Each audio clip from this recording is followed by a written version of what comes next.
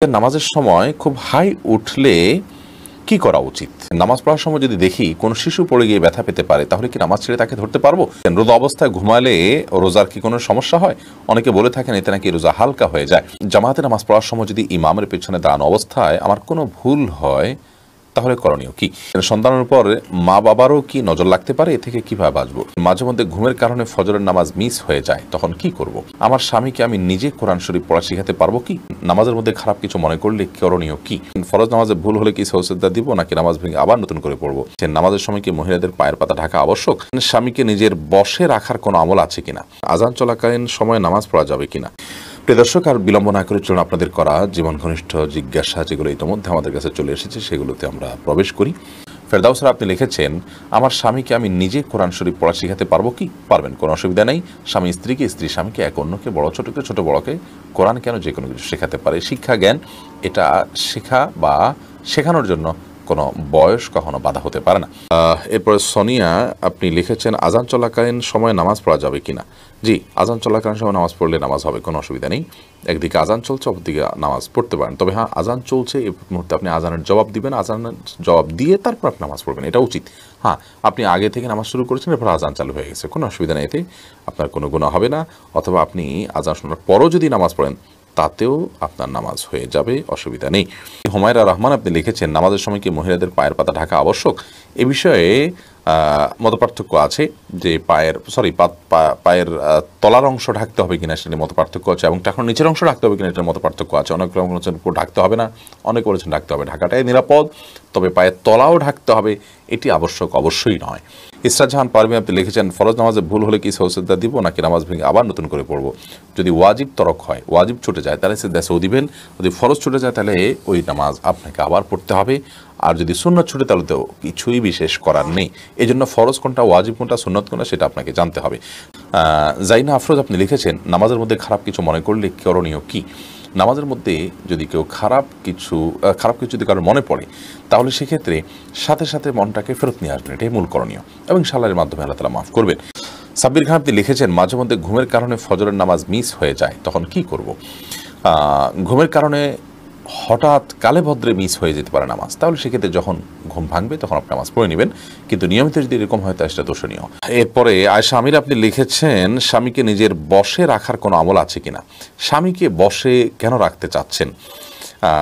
স্বামীকে বশে রাখলে আমার সব কথা শুনবে এমনটি আমরা চাই বা কামনা করি। পৃথিবীতে মানুষ যা চাইবে তার সব হবে, এমনটি আসলে হওয়ার জায়গা পৃথিবী নয়, এমন জায়গা তো জান্নাত।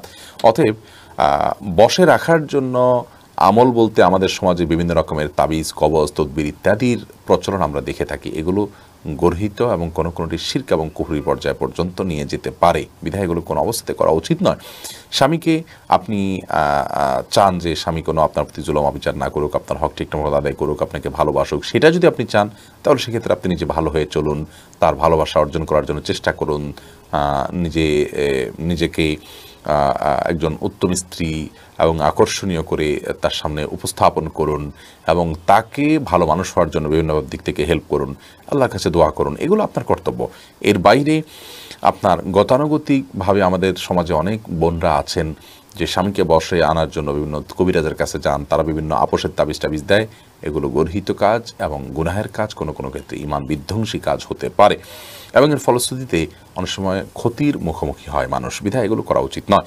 শাহিদা আক্তার, আপনি লিখেছেন, সন্তানের উপর মা বাবারও কি নজর লাগতে পারে? এ থেকে কীভাবে বাঁচবো? হ্যাঁ, মা বাবারও বদনজর লাগতে পারে। এই বদনজর থেকে বাঁচার উপায় হলো, আপনি কোনো শিশুকে বা কোনো মানুষকে বা যে কোনো কিছু দেখার পর আপনি খুব বেশি অভিভূত হয়ে গেলেন, খুব বেশি অভিভূত হয়ে আপনার নজরের মধ্যে রাক্ষসে ভাব চলে এলো, এর ফলশ্রুতিতে ওই ব্যক্তি বা বস্তু ক্ষতিগ্রস্ত হতে পারেন, যেটাকে বদনজর বলা হয়। হাদিস দ্বারা এটি সুসাব্যস্ত, সুপ্রমাণিত, এবং এটি আমাদের অভিজ্ঞতা দ্বারাও প্রমাণিত। তো এরকম পরিস্থিতিতে আপনার বদনজর থেকে যেন কোনো ব্যক্তি, বস্তু, শিশু বা কেউ ক্ষতিগ্রস্ত না হয়, সেজন্য দেখার পর আপনি অভিভূত হয়ে গেলে আপনি আল্লাহর বরকতের কথা বলবেন। এবং হাদিসে যেটা বলা হয়েছে সেটার বিবরণ হলো এরকম, যেটা দেখার পর আপনি যদি বলেন তাবারাকাল্লাহ, আল্লাহ বরকতময়, অর্থাৎ কল্যাণ দেওয়ার ক্ষমতা সব পুরোপুরি আল্লাহ তাআলার, অর্থাৎ এই কল্যাণকে আল্লাহ দিকে সম্বন্ধ করে দিলেন। অথবা পুরোপুরি আপনি এভাবে বলতে পারেন মাশা আল্লাহ তাবারাকাল্লাহ, তাহলে সেক্ষেত্রে আর আপনার বদনজর দ্বারা ওই ব্যক্তি বা বস্তু ক্ষতিগ্রস্ত হবে না। তাহলে কোনো বস্তু দেখে অভিভূত হলে আপনি তাবারাকাল্লাহ, আল্লাহ বরকতমা এটি বললে সেই ব্যক্তি বা বস্তু ক্ষতি থেকে বেঁচে থাকবে এবং আপনি চাইলে মাশা আল্লাহ তাবারাকাল্লাহ বলতে পারেন। ওবায়েদ এই আইডি থেকে আপনি লিখেছেন, জামাতে নামাজ পড়ার সময় যদি ইমামের পেছনে দাঁড়ানো অবস্থায় আমার কোনো ভুল হয় তাহলে করণীয় কি? ইমামের পেছনে যদি আপনার ভুল হয়, দেখতে হবে ভুলটা কী ধরনের ভুল। যদি ফরজ তরক হয়ে থাকে তাহলে আপনার সেটি আবার আদায় করতে হবে, পুনরায় সেই নামাজ রাকাত আবার পড়তে হবে। কারণ হলো ফরজ তরক হলে সেটি রিকভার করার কোনো সুযোগ নেই। ধরুন আপনি রুকুই করলেন না, রাকাতটা চলে গেল, সিজদাই করলেন না, রাকাতটা মিস হয়ে গেল, তাহলে তো ফরজ তরক হয়ে গেল, বিধায় আপনার নামাজ হবে না, এটা আবার পড়তে হবে রাকাত। আর যদি ইমামের পেছনে কোনো ওয়াজিব আপনার ছুটে যায় তাহলে এই ক্ষেত্রে নর্মালি সুজদা দেওয়ার কথা, কিন্তু ইমামের পেছনে থাকার কারণে আপনার সুজদা বর্তাবে না, বরং ইমামকে আপনি অনুসরণ করবেন, ফলো করবেন। আর যদি সুন্নাত ছুটে যায় তাহলে তার সুজদার বিষয় নাই, নামাজ হয়ে যাবে। জ্যাকসন এআইডি থেকে আপনি লিখেছেন, রোজা থাকাকালীন নখ বা চুল কাটা যাবে কিনা, রক্ত বের হলে রোজা হবে কিনা? চুল বা নখ কাটা যাবে এবং রক্ত বের হলে রোজা হবে, কোনো অসুবিধা নেই। রক্ত যদি অনেক বেশি বের হয় শরীর থেকে, যে দুর্বল হয়ে গেছেন আপনার, যার ফলে রোজা আপনি কন্টিনিউ করতে পারছেন না, সেটা তো আরেক বিষয়। এমনিতে রক্ত বের হলে বা রক্ত নিলেন সিরিঞ্জ দিয়ে কোনো প্রয়োজনে, তো এর কারণে কোনো রোজা ভঙ্গ হবে না, নখ বা চুল কাটার কারণেও রোজা ভঙ্গ হবে না। শারমিন নাইম আপনি লিখেছেন, নামাজ পড়ার সময় যদি দেখি কোনো শিশু পড়ে গিয়ে ব্যথা পেতে পারে তাহলে কি নামাজ ছেড়ে তাকে ধরতে পারবো? যদি দেখেন যে সে ক্ষতিগ্রস্ত হতে পারে, বড় ধরনের ক্ষতিগ্রস্ত, বিশেষ করে জীবন হুমকির মধ্যে পড়তে পারে, এরকম পরিস্থিতি হলে অবশ্যই নামাজ পড়ে আপনি তার জীবন রক্ষা করবেন। শিশু শুধু নয়, যে কোনো মানুষের ক্ষেত্রে প্রযোজ্য। ধরুন আপনি নামাজে দাঁড়িয়েছেন, একজন মানুষ পানিতে পড়ে গেছেন, তিনি সাঁতার জানেন না, তিনি ডুবে মৃত্যুর মুখে পতিত হতে পারেন, আপনি তাকে বাঁচানোর সুযোগ আছে, তাহলে আপনি নামাজ ছেড়ে দিয়ে তাকে বাঁচাতে হবে। এটার ব্যাপারে সমস্ত ফুকাহে কেরাম একমত। ঠিক একইভাবে একটা শিশু, সে যদি কোনো বিপদের মুখে পড়তে যাচ্ছে, আপনি দেখতে পাচ্ছেন যে মৃত্যুর মুখে পতিত হতে পারে, বড় ধরনের বিপদ হতে পারে, আপনি নামাজ ত্যাগ করে তাকে ধরতে পারেন, কোনো অসুবিধা নেই। আর যদি হালকা পাতলা ব্যথা পেয়েছে, মনে হয় যে অন্য কেউ হয়তো ধরবে, হয়তো একটু কান্নাকাটি করে ঠিক হয়ে যাবে, তাহলে সেক্ষেত্রে আপনি নামাজ ছেড়ে তাকে ধরা উচিত নয়। এরপরে রেদওয়ানুল ইসলাম আপনি লিখেছেন, রোজা অবস্থায় ঘুমালে রোজার কি কোনো সমস্যা হয়? অনেকে বলে থাকেন এতে নাকি রোজা হালকা হয়ে যায়। না, এটা আমাদের নিজেদের ধারণা যে রোজা অবস্থায় ঘুমালে রোজা হালকা হয়ে যায়। রোজা হালকা হওয়ার কোনো অপশন নেই, বিশেষ করে ঘুমানোর মাধ্যমে রোজা হালকা হওয়ার কোনো সুযোগ নেই। তবে হ্যাঁ, আমাদের দিন এবং রাত রমাদানে প্রতিটা সময় গুরুত্বপূর্ণ, সেজন্য একেবারে অহেতুক অলস ঘুমিয়ে এবং শুয়ে শুয়ে কাটানো, এটা রমাদান মাসের যে তাৎপর্য সেটার পরিপন্থী কাজ। সেই হিসাবে এই কাজটা অনুত্তম কাজ, ভালো কাজ নয়। কিন্তু কোনো কারণে ধরুন কেউ শুয়ে থাকতে হলো, তিনি রাতভর জেগেছেন, সেজন্য দিনে তিনি শুয়ে রয়েছেন, তাহলে এটার কারণে তার রোজার কোনো ক্ষতি হবে না এবং কোনো ফজিলতের কোনো ঘাটতি বা কমতি হবে না ইনশাআল্লাহ তাআলা। এরপরে নওশিন আক্তার আপনি লিখেছেন, নামাজের সময় খুব হাই উঠলে কি করা উচিত?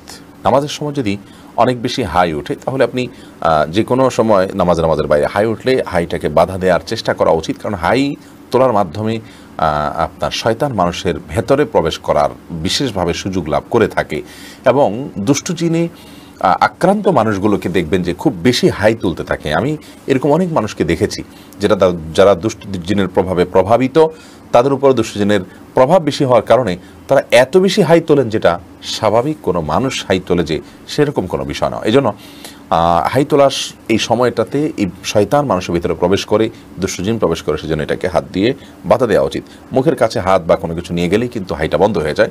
নামাজের মধ্যে সেই কাজটা আমরা করতে পারি, তবে নামাজের মধ্যে হাই তোলার পর এমনি বিশেষভাবে নামাজের মধ্যে হোক নামাজের বাইরে হোক, কোনো অবস্থাতেই বিশেষ কোনো দোয়া নেই।